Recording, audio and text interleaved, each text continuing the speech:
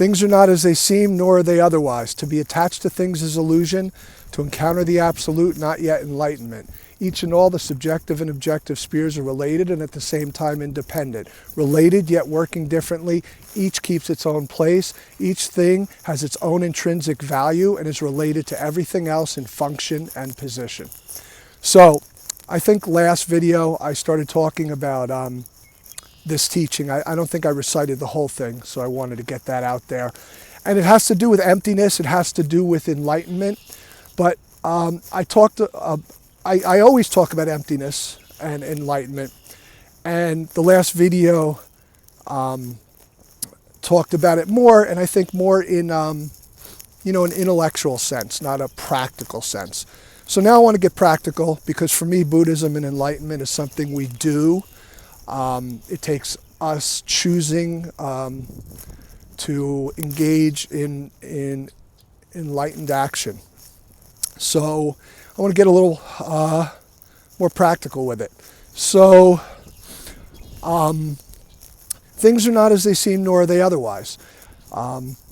Basically, in a practical sense, this means, a lot of people think their spiritual practice lifts them up a way that they don't have to engage. They use it as a way to get out of here, to not deal, or they think spiritual practice will eliminate these situations entirely, that we'll never have to deal with them.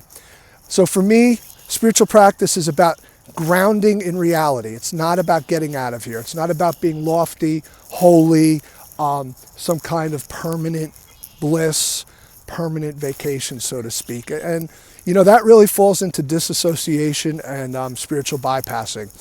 And it takes being mindful within delusion to see through the illusion we're living in, if we are spiritually bypassing and disassociating. And no one can make that decision but yourself. So things are not as they seem, nor are they otherwise. It simply means that nothing is permanent and fixed, and we don't have to completely identify and attach to conditions while they're present. Everything is interdependent on something else and cannot exist without that dependency. The rest of the teaching in terms of the subjective and objective spheres are related and still independent, that's about reconciling the fact that things are not as they seem, nor are they otherwise. Things that, yes, they exist in our life, but we have to deal with it. So there's no way to not deal with it. But ultimately, it doesn't exist because it's going to change. It's going to end because of temporary conditions. Excuse me. So this is a huge part of, people always say, well, how do I break attachment? How do I let go? Well, it's redirecting the mind into this consciousness, into this perspective of, hey, yes, I've got a broken heart. I'm in pain. I'm grieving a relationship. And this is real. But at the same time, it exists in the moment, but it's temporary, and I make it permanent, and that's why I can't break attachment or let go. This is about understanding how to be in this material world, but not of it. There's no way to escape difficulties and pain. We talked about that long time ago in, the first Noble Truth. Oh, I don't think I said grateful for another maggot-free day above the dirt, Jersey Shore. If I did, I'm a little loopy because it's early in the morning and I just ran a number of miles, so bear with me. So anyway, so this is about learning how to break attachment and let go. And how we do that is simply to see that what we're facing is temporary, and it will dissipate as the conditions change, but we have to get out of its way. We have to get out of our own way and let things dissipate, let things end. I talked about that in conditionality.